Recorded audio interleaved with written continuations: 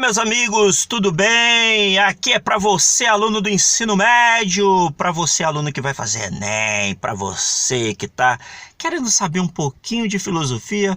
Meu nome é Alberto Chaves e hoje nós vamos trabalhar a busca da verdade da antiguidade à Idade Média, ok? Mas vamos deixar de lero e vamos começar a nossa aula citando a epígrafe que diz: só sei que nada sei.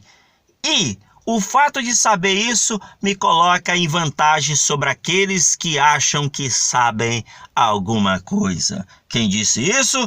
Sócrates. Mas vamos lá, gente. A busca da verdade, antiguidade e Idade Média. Primeiro ponto. A teoria do conhecimento é a disciplina filosófica que investiga as condições do saber verdadeiro. É bom lembrar que os filósofos da antiguidade e da Idade Média, eles se interessaram por questões relativas ao conhecimento, embora ainda não se tratasse propriamente de uma teoria como disciplina autônoma. Isso se deve ao fato de que, com a exceção dos céticos, aqueles filósofos que não colocavam em dúvida a capacidade humana de conhecer, eles explicavam como conhecemos. Essa ideia, essa crítica da capacidade de conhecer, ela começa a partir do século XVII. E é bom lembrar que essas indagações sobre o problema do conhecimento na Grécia Antiga, desde os pré-socráticos a Platão, Aristóteles, cujas teorias influenciaram profundamente o pensamento medieval e ainda hoje ressoam em nossa maneira de pensar, tudo isso procurava saber a ideia da verdade, nada mais do que isso. Daí, nós vamos ter aí a filosofia pré-socrática, que estende-se pelos séculos 7 e século 6 a.C. O período pré-socrático na verdade, é quando esses filósofos que eram oriundos das colônias gregas, como a Jônia, atual Turquia, e a Magna Grécia no sul da Itália e Sicília, eles iniciaram um processo de desligamento entre filosofia e pensamento mítico. Então, os filósofos pré-socráticos, eles vão começar a dar os primeiros passos para a separação do conhecimento mítico do conhecimento filosófico. Porque, para eles, o princípio não se encontra na ordem do tempo mítico, ou seja, na ideia de tudo ser explicado pelos deuses, mas requer um princípio teórico, racional, fundamentado de todas as coisas. E aí, nós vamos ter dois pensadores que devemos destacar, que um deles é o Heráclito e o Devi, onde ele diz que o ser é múltiplo, todas as coisas mudam sem cessar. Para Heráclito, o que temos diante de nós em dado momento é diferente do que foi há pouco e do que será depois. Heráclito costumava dizer uma frase assim: nunca nos banhamos duas vezes no mesmo rio, pois na segunda vez não somos os mesmos, e também as águas correntes são outras. Para Heráclito, o ser é o múltiplo, não apenas no sentido de que há uma multiplicidade de coisas, mas por estar constituído de oposições internas.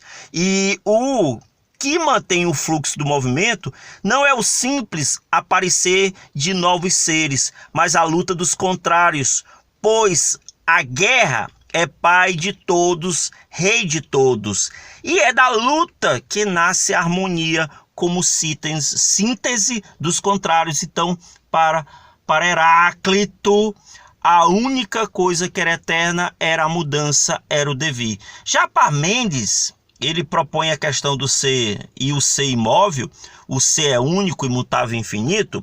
O Parmênides, que viveu em Eleia, cidade sul da Magna Grécia, sua teoria também é chamada de eleática. Influenciou de modo decisivo o pensamento ocidental.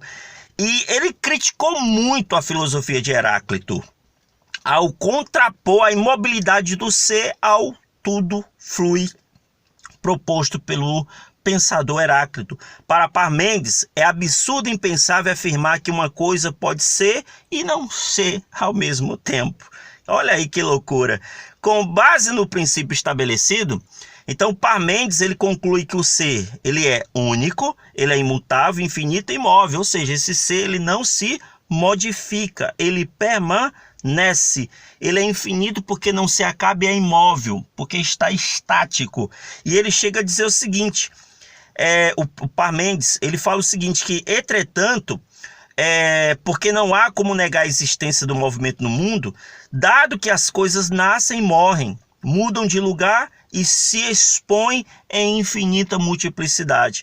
O filósofo explica que o movimento existe apenas no mundo sensível. Ou seja, para Parmênides, a única coisa que é real para ele é o mundo sensível. Quer dizer o quê? O mundo das coisas. Na verdade, assim, para Parmênides, ele explica que existe apenas o mundo sensível. Olha o que ele diz assim, ó. Ele chega a dizer que a percepção pelos sentidos ela é ilusória e baseada na opinião. Então, apenas o mundo inteligível é verdadeiro. Então, deixa eu deixar isso aqui bem claro. Deixa eu deixar, tá? Que loucura, deixa eu deixar, tá? Pensou, gente? Mas tudo bem, deixa eu explicar aqui de uma forma bem simples e bem prática. O que, na verdade, Parmênides está dizendo é o seguinte, que ele chega a dizer que a única coisa que é verdadeiro é o mundo inteligível, que é o mundo das ideias. O mundo das ideias. Ele explica que o mundo, ou seja, que o movimento, ele existe apenas no mundo sensível. Portanto, a percepção pelos sentidos é ilusória e baseada na opinião. Então, ele está dizendo o seguinte, que o mundo das coisas é ilusão. É ilusão porque é captado pelos sentidos. Ou seja, é captado pela opinião e não pelo racional e não pelo conhecimento. Já o mundo inteligível, que é o mundo das ideias, ele é captado pelo racional. Então, logicamente, é o único mundo que existe. Ok? Tudo bem? Mas saindo de Parmênides e indo para os sofistas, que são os mestres da retórica, ok? Os sofistas, inclusive, viveram, na verdade, eles foram muito criticados. Por quê? Pelas suas práticas. Até porque nós temos aí, os sofistas, eles vinham de todas as partes do mundo, grego. E eles ocupavam-se de um ensino itinerante sem um compromisso de se fixar em um lugar específico. E por deslumbrarem seus alunos com o brilhantismo de sua retórica, foram duramente criticados por Sócrates, por Platão, Aristóteles. Esses filósofos eles chegaram a acusar os sofistas de não se importar com a verdade, pois estavam mais preocupados com a arte de persuadir. E daí eles também, até porque esses filósofos diziam assim, eles diziam que os discursos dos sofistas eram vazios e que eles estavam mais gerando opiniões do que conhecimento. Chegaram a acusarem os sofistas de mercenários do saber, porque eles cobravam pelos ensinamentos e, no entanto, os sofistas, eles pertenciam à classe média e por não serem suficientemente ricos, eles não podiam se dar o luxo do ócio digno. Ou seja, vocês lembram, lá no início da filosofia, o que era o ócio digno? O ócio digno era o tempo dedicado à atividade intelectual, que era justamente um costume da aristocracia liberada do trabalho de subsistência, já que o trabalho de subsistência era uma ocupação destinada aos escravos, ok? E a visão pejorativa dos sofistas vai perdurar até o século XIX. E aí a historiografia vai dar aí uma nova visão, uma nova perspectiva.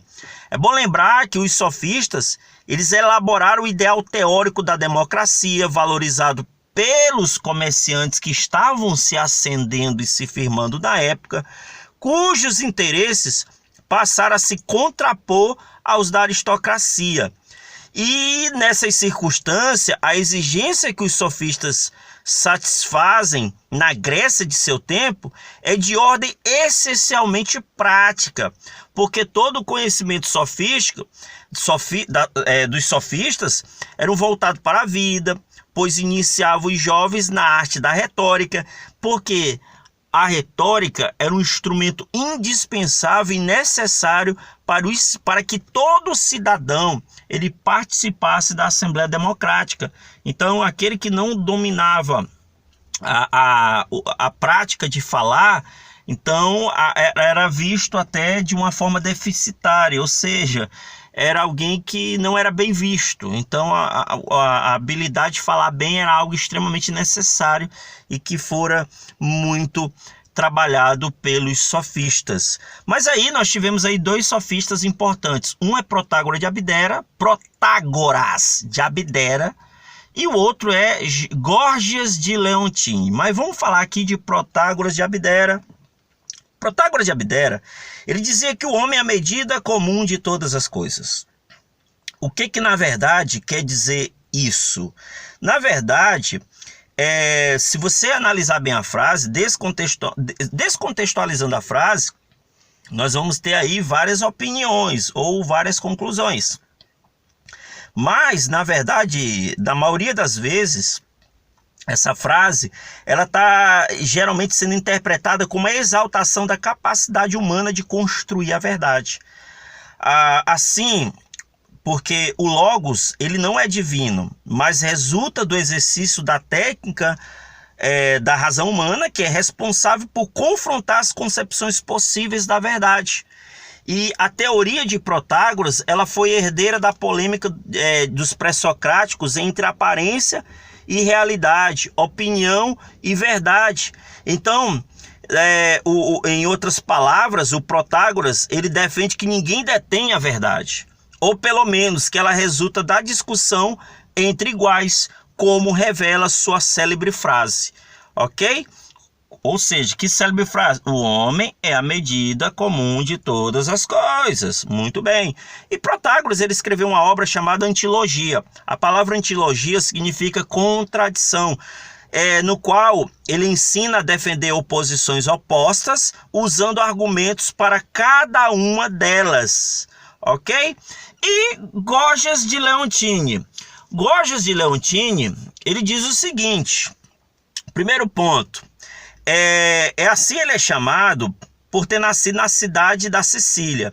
E ele foi considerado um dos maiores oradores. Ele percorreu diversas cidades, inclusive Atenas, e era muito procurado como mestre de retórica.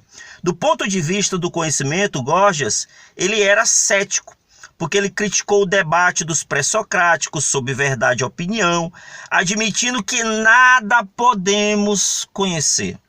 Ele desenvolveu daí três teses, que o ser, ele não existe. Ele diz que se existisse alguma coisa, não poderíamos conhecê-la, e se a conhecêssemos, não poderíamos comunicá-la aos outros. O que parece um jogo de palavras significa a separação entre o ser, o pensar e o dizer. Aspectos que os filósofos anteriores, e também muitos dos que vieram depois, costumavam entrelaçar ao identificar o pensamento acerca do real, a realidade das coisas. Ao contrário, o dizer se faz pela palavra, e ela é imponente para conhecer o real, servindo apenas para comunicar opiniões. O Gorgias, ele critica o conceito, gente, de verdade, porque o ser não se deixa desvelar pelo pensamento, restando-lhe o caminho pela qual a razão busca iluminar os fatos sem chegar a uma conclusão definitiva. Mas como então explicar a sua defesa da retórica? E aí? Como é que se explica essa defesa da retórica? Para Gorgias, a retórica não leva à verdade, mas à persuasão. E esta se faz não pela razão. Então, o hábito de persuasão, ou persuasão, na verdade, persuasão, é o que ele diz assim. Ele diz que, na verdade, que a verdade, a retórica, ela nunca, jamais vai levar à verdade, mas a persuasão.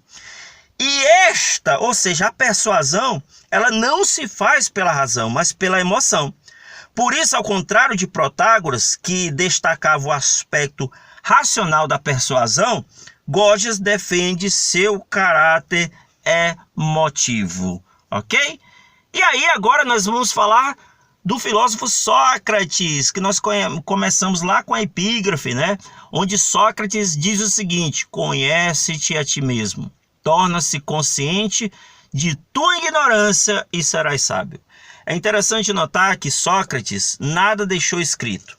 Suas ideias foram divulgadas por Xenofonte e Platão, pois, na verdade, Xenofonte e Platão foram seus dois discípulos. Nos diálogos de Platão, por exemplo, Sócrates sempre figura como principal interlocutor. Já o Aristófanes, o comediógrafo Aristófanes o ridiculariza ao incluí-lo entre os sofistas, ou seja, chegaram a compará-lo como um sofista. Sócrates é um sofista, nada mais do que isso, pronto. Com base no pressuposto, só sei que nada sei, que consiste justamente na sabedoria de reconhecer a própria ignorância. Sócrates inicia a busca pelo saber.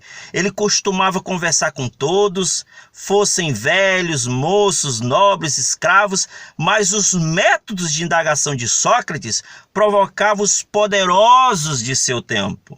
Olha aí, Sócrates, ele provocava muitos poderosos da época, ao se verem contestados por aquele hábil indagador. Então ninguém gostava de ser questionado, contestado. E Sócrates fazia isso dizendo: só sei que nada sei.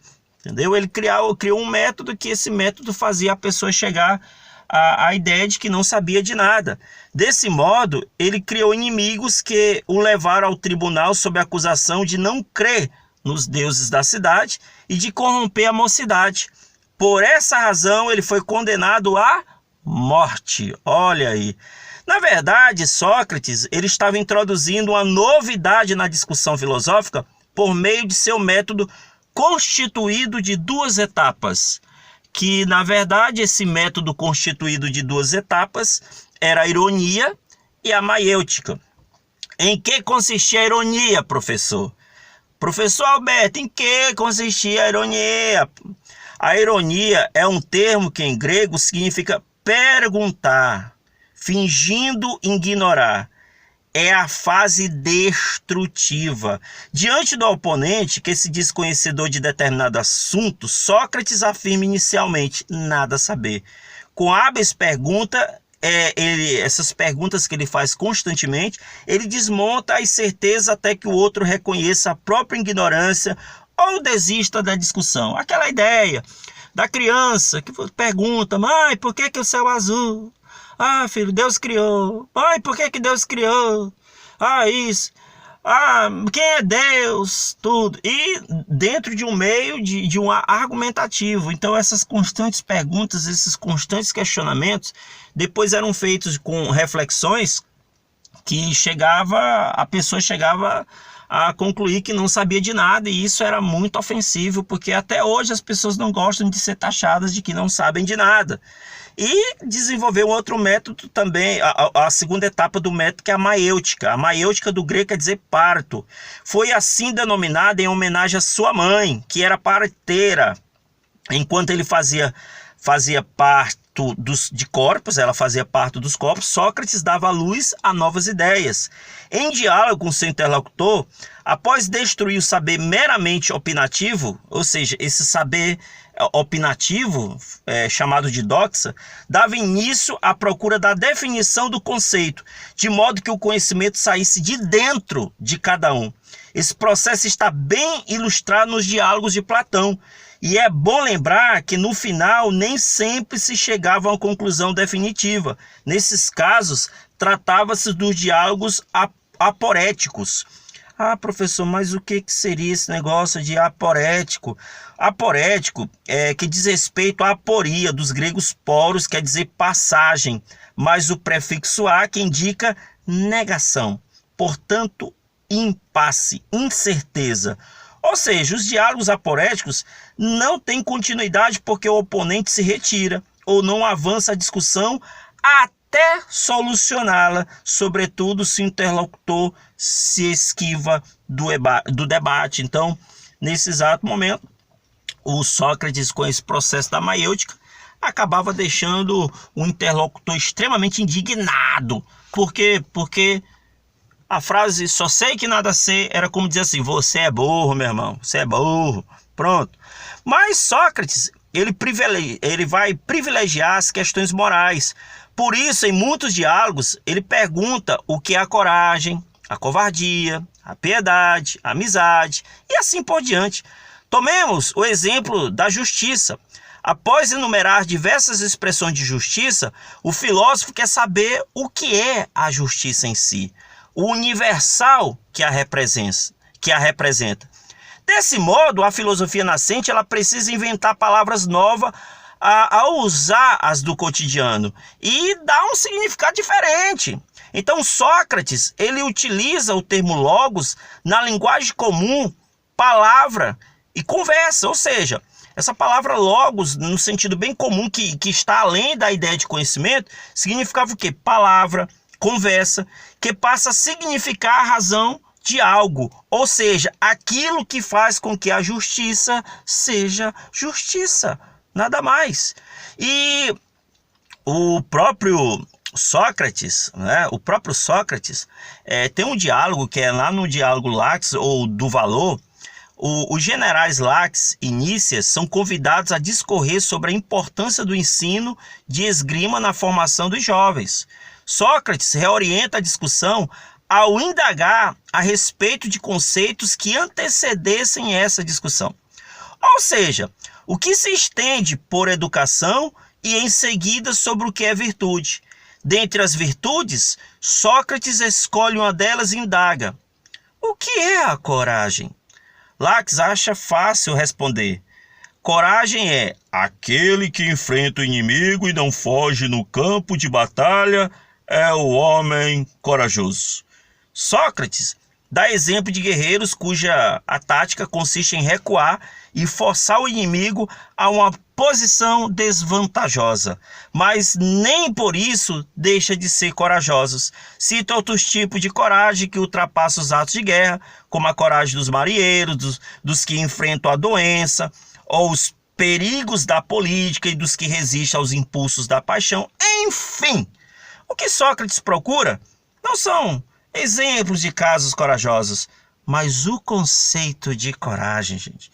E aí, o que aprendemos com Sócrates? O que de fato aprendemos com Sócrates? E aí, o que você aprende com Sócrates? Simples, que o conhecimento resulta de uma busca contínua, enriquecida pelo diálogo. Então, quanto mais você busca, mais você conhece. Quanto mais você indaga, mais você conhece. Desse modo, ele parte de exemplos e casos particulares até chegar ao universal, ao conceito. Isto é filosofar. Mas, se tivermos aí Sócrates, nós temos Platão, o mundo das ideias. A importância de Platão, ela deriva sobretudo da teoria do conhecimento, que serve de base para a construção do sistema filosófico. Ele costumava citar mitos, alegorias, no intuito de tornar mais concreta a exposição e preparar o terreno para a exposição abstrata de suas ideias. E aí nós temos, por exemplo, a ideia da alegoria da caverna, né? Como você pode observar aqui nessa ilustração, ó. Conforme a descrição de Platão, pessoas estão acorrentadas desde a infância em uma caverna, de modo a enxergar apenas a parede ao fundo, no qual são projetadas sombras que elas pensam ser a realidade, como você observa aí, ó. Você tem uma parede, tem pessoas acorrentadas aí na sua esquerda, e existe uma fogueira atrás, e ela está projetando o quê? Imagens, e essas imagens são sombras. Trata-se, entretanto, das sombras de marionetes empunhadas por pessoas atrás de um muro que também esconde uma fogueira. Se um dos indivíduos conseguisse se soltar das correntes para contemplar À luz do dia, os verdadeiros objetos, ao regressar à caverna, seus antigos companheiros o tomariam por louco e não acreditariam em suas palavras. Então, essa alegoria da caverna é uma demonstração de que o Platão está dizendo que os nossos sentidos, eles estão constantemente nos enganando. Então, ele chega a dizer que no momento que esses jovens, que essas pessoas que ficaram acorrentadas, que para eles a ideia de verdade era apenas as sombras, mas se um deles saísse e fosse de fato sair da caverna, eles iam ter outras ideias, e se esse cara que soltou da caverna começassem a falar para esses outros, iam dizer que ele estava o quê? Doido. Então, o que representa a alegoria da caverna? Ela representa as etapas da educação de um filósofo ao sair do mundo das sombras. Esse mundo das sombras é o mundo da aparência, é um mundo ilusório para alcançar o conhecimento verdadeiro. E após essa experiência, ele deve voltar à caverna para orientar os demais e assumir o governo da cidade. Por isso, a análise da alegoria, ela pode ser feita sobre dois pontos de vista. Você tem um ponto de vista que ele é político, com o retorno do filósofo político que conhece a arte de governar, e ele pode ser relativo ao conhecimento, ou seja, epistemológico, que é quando o filósofo ele volta para despertar nos outros o conhecimento verdadeiro. Então, Platão, ele distingue dois tipos de conhecimento, ou seja, para ele tinha o conhecimento sensível e o conhecimento inteligível, que se subdividem em outros graus. E observando a ilustração, ou que se você analisar bem essa ilustração da caverna, essa alegoria, essa metáfora, como você está observando aí, observando a ilustração da caverna, identificamos aí 4 formas de realidade. Você tem as sombras, você está observando aí as sombras, que é a aparência sensível das coisas. Você tem as marionetes, que é a representação de animais, plantas, ou seja, das próprias coisas sensíveis, que é o mundo das coisas. E tem o exterior da caverna, que é a realidade das ideias. E o sol, que o sol seria a suprema ideia do bem. O muro, ele representa a separação de 2 tipos de conhecimento, que é o conhecimento sensível, que corresponde às 2 primeiras formas da realidade, e o inteligível, que corresponde às 2 últimas. Na verdade, o mundo sensível é o mundo das coisas. É aquele mundo que tu toca. Quando você toca na parede, você está diante do mundo sensível. E o mundo inteligível é o mundo das ideias. Das ideias. Isso é para que você possa entender de fato o que significa o pensamento de Platão. Mas aí, nós temos aí a dialética platônica, gente. A dialética platônica, a alegoria da caverna, é a metáfora que serve de base para Platão expor a dialética dos degraus do conhecimento. Sair das sombras para a visão do sol representa a passagem dos graus inferiores do conhecimento aos superiores. Na teoria das ideias, Platão distingue o mundo sensível, o dos fenômenos, do mundo inteligível, que é o mundo das ideias. Porque para Platão, o mundo sensível, ele é percebido pelos sentidos. É o local de multiplicidade do movimento. Só que é ilusório, é pura sombra do verdadeiro mundo. Por exemplo, mesmo que existam inúmeras abelhas dos mais variados tipos, a ideia de abelha deve ser una, imutável, que é a verdadeira realidade.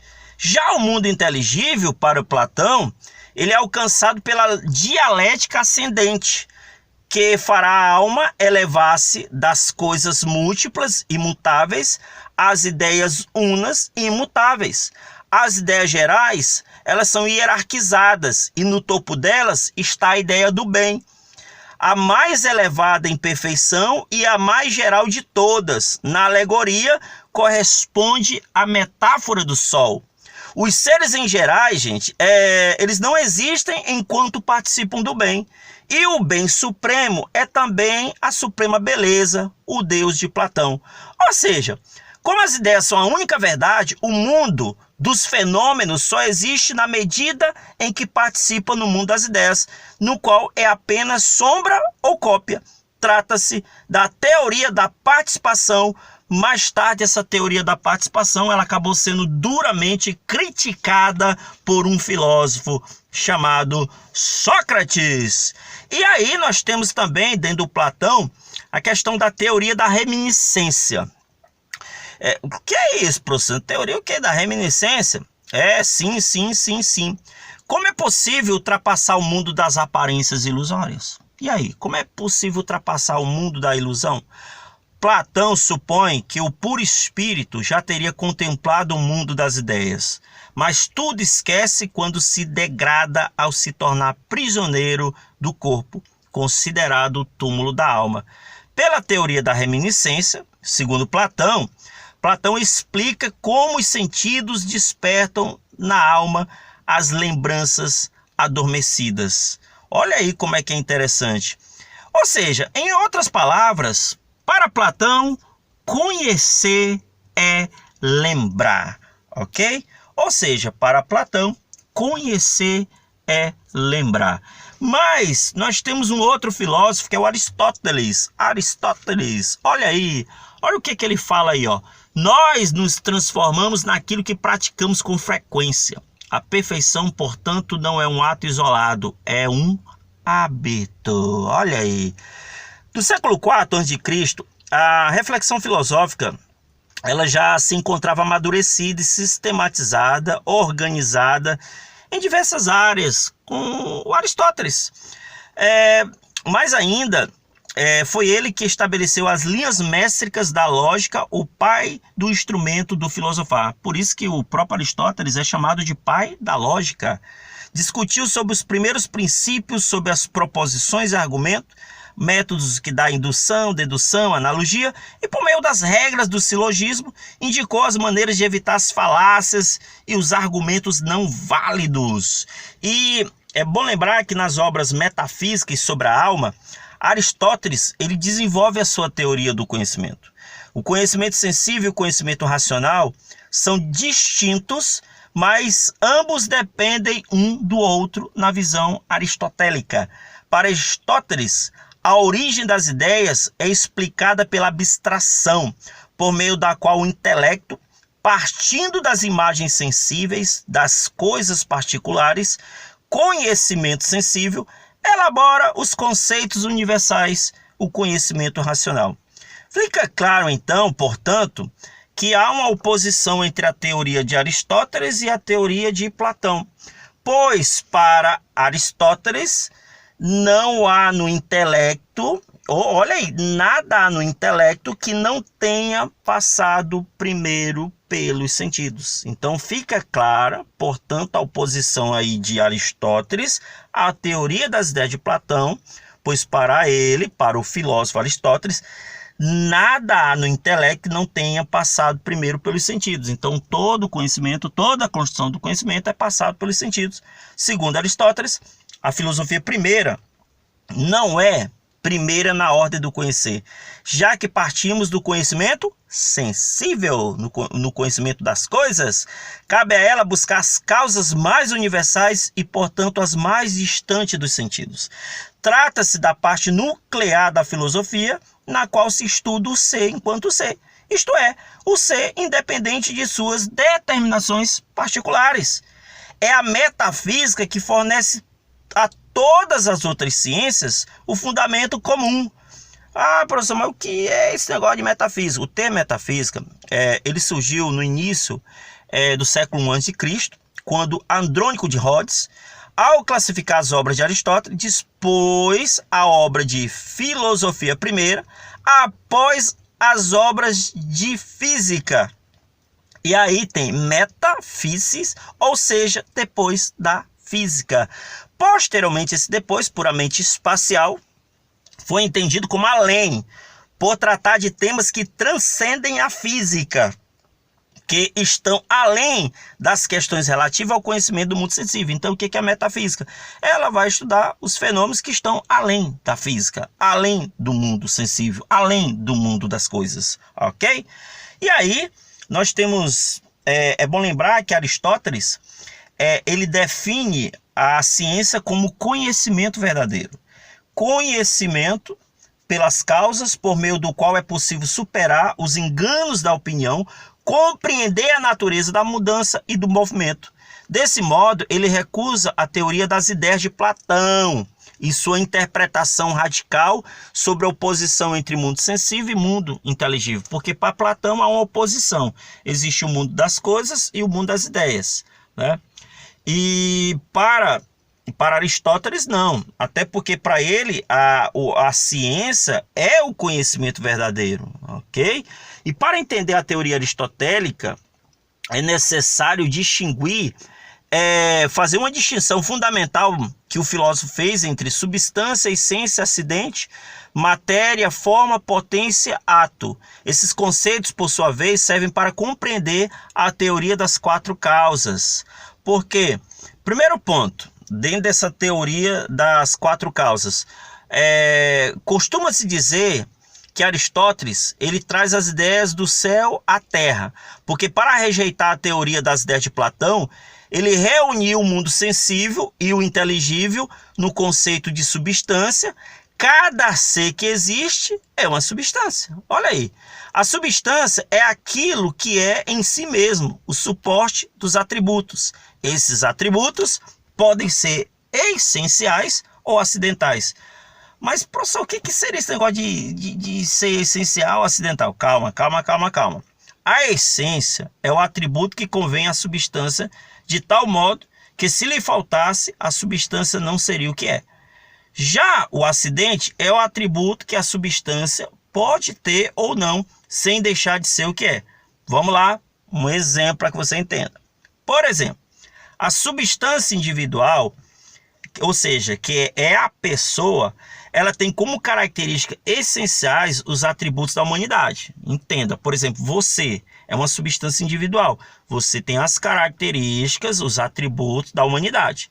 Então, Aristóteles diria que a racionalidade é a essência do ser humano. Então, ele vai dizer que, chegaria a dizer o seguinte, que como esta pessoa tem características da humanidade, então a racionalidade é algo essencial do ser humano, é a essência do ser humano. Já os acidentes são, entre outros, ser gordo, velho, belo, atributos que não mudam o ser humano na sua essência. Em poucas palavras, vou dizer o seguinte: você que está aí, meu filho, assistindo a aula, você, minha filha, meu filho, que está assistindo a minha aula, pronto, para ele, existe essa ideia de que a essência é aquilo que você é, meu irmão. Então, o ser humano, ele tem como essência a ideia de ser identificado como um ser que pensa. Um ser que pensa e pronto. Mas, por exemplo, e esse ser humano ele nasce de um jeito e pronto. A partir do momento que ele muda suas características, aquilo ali é um acidente. O acidente seria o quê? Algo circunstancial, é uma contingência, algo que acontece, ok? Nada mais e nada menos do que isso. Muito bem. Por isso que o próprio Aristóteles, ele vai sempre fazer isso aí, né? Ele vai dizer que a substância é aquilo que é em si mesmo, o suporte dos atributos, ok? Ou seja, aquilo que você é e pronto. Se alguma coisa acontece que muda quem você deixa de ser substância e passa a ser acidente, ok? Muito bem. E aí ele chega a dizer o seguinte, continuando aqui, nas obras Metafísica e sobre a Alma, desenvolve a teoria do conhecimento, que a substância é aquilo que é em si mesmo. Todo ser é constituído de matéria e forma. Todo ser é constituído de matéria e forma.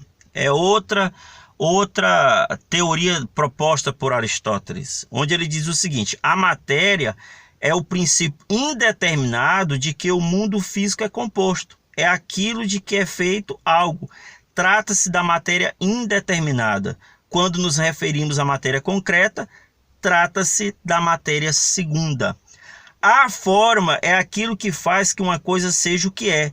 Nesse sentido, a forma é geral, o que faz com que todo animal ou vegetal seja o que são.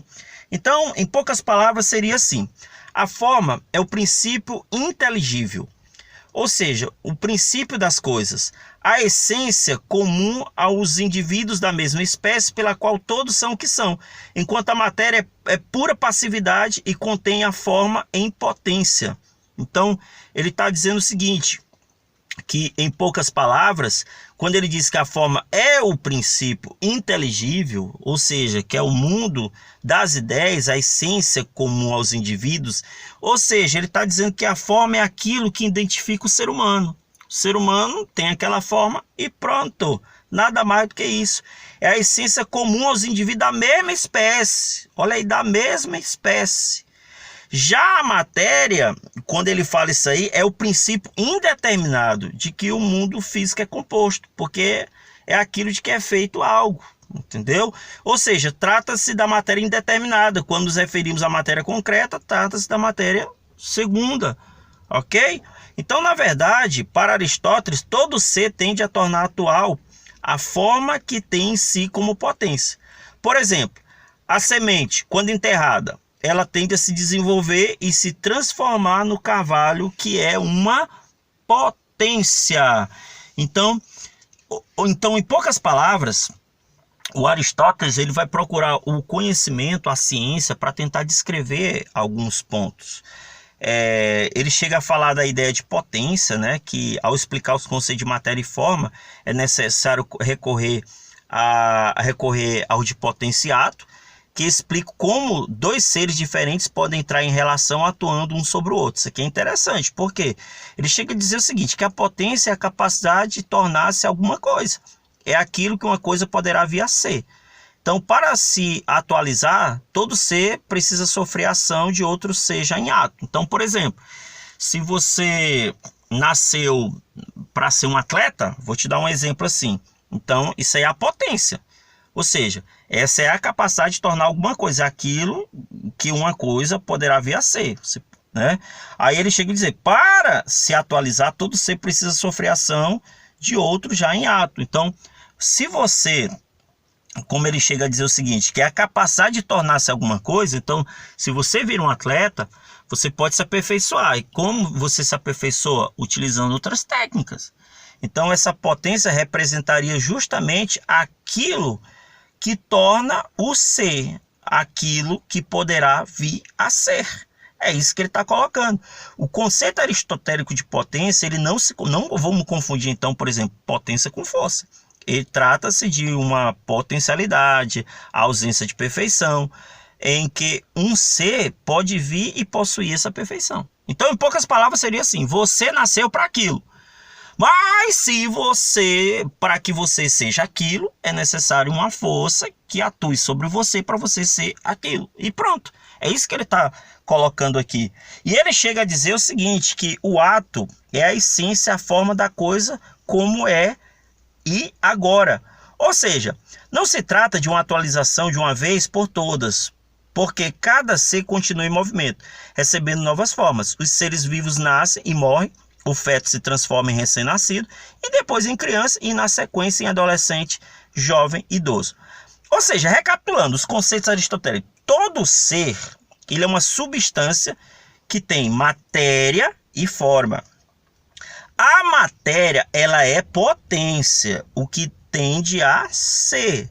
Ela é potência porque toda matéria tem que ser alguma coisa, por isso que ela é potência. Ok? A forma é o ato, ou seja, a ação, o movimento que vai gerar a forma. Em poucas palavras, você nasceu para ser atleta, é a potência. Que você é uma matéria que tem uma forma, mas para que você seja um atleta tem que ter o ato, o movimento. Deu para entender agora? Pronto. E o Aristóteles também, ele chega a dizer, né, que tudo que se move é necessariamente movido por outro, né? Tudo que se move é movido por outro. E tem uma teoria das 4 causas, que é justamente isso, tudo que se move é necessariamente movido por outro. Há 4 sentidos para a causa. Segundo Aristóteles, o devir ele consiste na tendência, ou seja, o devir, o movimento, consiste na tendência que todo ser tem de realizar a forma que lhe é própria. Para ele, há 4 sentidos para a causa. Existe o material, o eficiente, o formal e o final. Por exemplo, no estátua, vamos imaginar aqui no estátua, uma estátua. A causa material é aquilo de que a coisa é feita, o mármore. Então, a causa material é o mármore. Então, está lá a estátua, a causa material que gerou a estátua, o mármore. A causa eficiente é aquele que dá impulso ao movimento, ou seja, é o escultor que a modela. A causa formal é aquilo que a coisa tende a ser, a forma que a estátua adquire.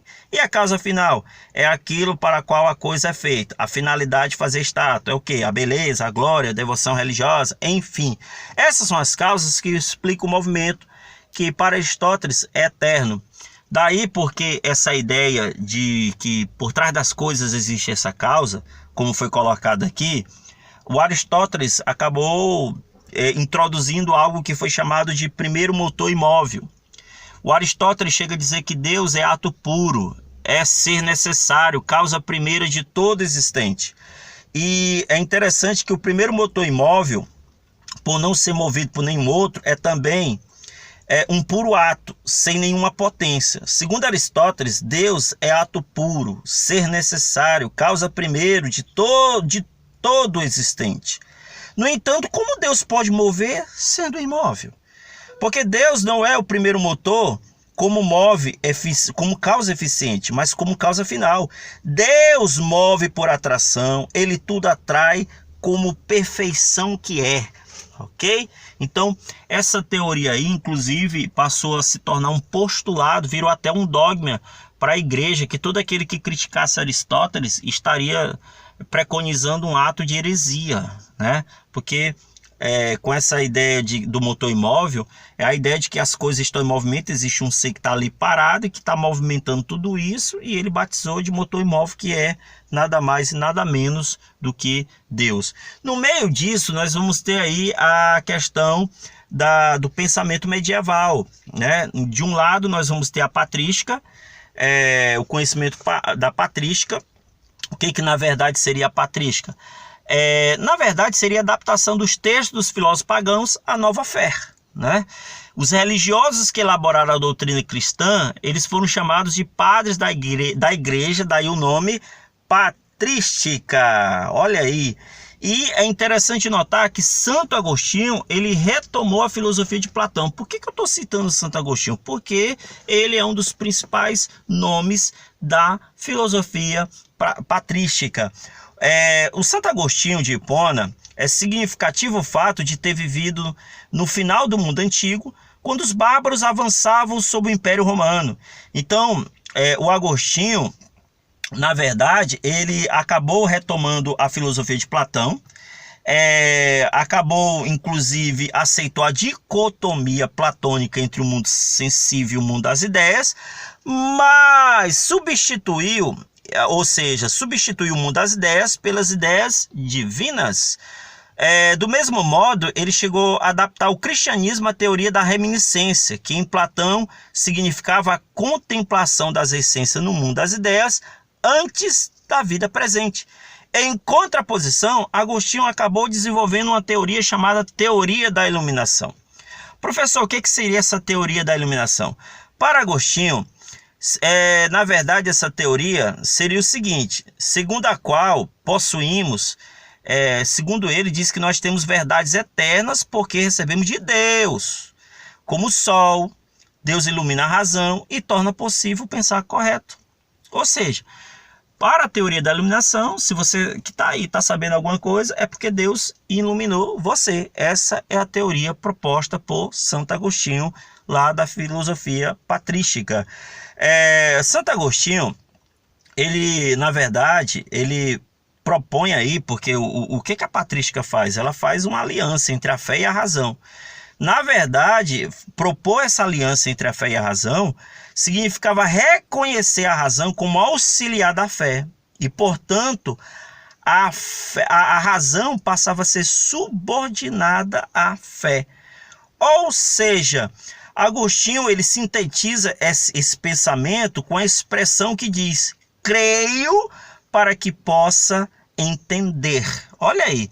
Ele chega até a dizer uma frase que eu coloquei aí embaixo, que diz assim: a fé não substitui nem elimina a inteligência. Pelo contrário, a fé estimula e promove a inteligência. Então, a escolástica, gente, ela surgiu como uma nova expressão da filosofia cristã. É bom deixar isso bem claro. Nesse período ainda persistia a aliança entre a razão e a fé, em que a filosofia continuava como serva da teologia, porque você tem que entender que no momento do período da escolástica, que é um novo cenário agora que a gente vai entrar, porque nós vimos anteriormente a questão da patrística, onde a fé e a razão elas vão estar ali juntas, onde nós vamos ter como principal representante Santo Agostinho. Nós temos agora a questão da escolástica, porque assim, após a queda do Império Romano, formaram-se novos reinos bárbaros, que lentamente ia se formando a ordem feudal, tal. A Igreja Católica ela passa a se consolidar como força espiritual e força política.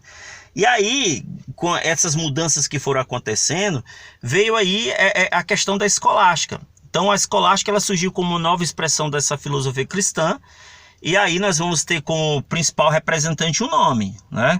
Se nós tivemos um nome lá que foi Santo Agostinho, aqui nós temos Tomás de Aquino, tá? Muito bom lembrar disso. E é bom lembrar que ele valoriza a fé como instrumento do conhecimento.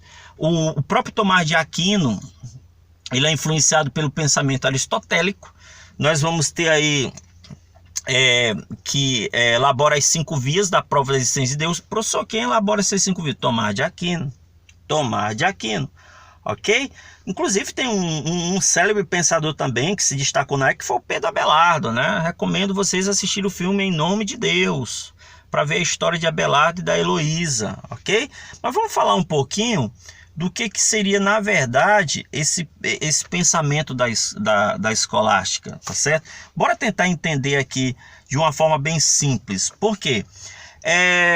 No século XIII, o monge dominicano Tomás de Aquino, ele teve contato com o pensamento de Aristóteles, por meio do árabe Averroes, a quem ele chamava de o comentador.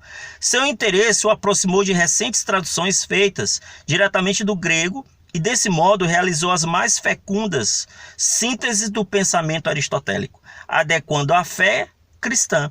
Sua obra principal, como você observa aqui, é a Suma Teológica, que ele publica, que constitui a mais fecunda síntese da escolástica, e por isso mesmo se tornou a expressão da chamada filosofia aristotélico-tomista. Embora continuasse a valorizar a fé como instrumento de conhecimento, Tomás de Aquino não desconsiderou a importância do conhecimento natural. De maneira semelhante a Aristóteles, Aquino reconheceu a participação dos sentidos e do intelecto. O conhecimento ele começa pelo contato com as coisas concretas. O conhecimento ele passa pelos sentidos internos da fantasia ou da imaginação até a apreensão das formas abstratas. Desse modo, o conhecimento ele processa um salto qualitativo, desde a apreensão da imagem, que é concreta e particular, até a elaboração da ideia abstrata e universal. E aí, é bom lembrar que no meio disso, por exemplo, se a razão não pode conhecer a essência de Deus, ela pode, no entanto, demonstrar a sua existência ou a criação divina do mundo. E daí, o Tomás de Aquino acabou desenvolvendo uma argumentação sobre a questão da prova da existência de Deus, que nós chamamos de as 5 vias. As chamadas 5 vias da prova da existência de Deus, de Aquino, está baseado na metafísica de Aristóteles, na qual o filósofo ele explica o movimento do mundo pela existência necessária de uma causa primeira, que é o primeiro motor imóvel, como nós vimos. Então, o que seriam essas 5 vias da existência de Deus? A primeira via é o movimento. Conforme a teoria do ato e potência, só algo em ato pode mover o que existe em potência.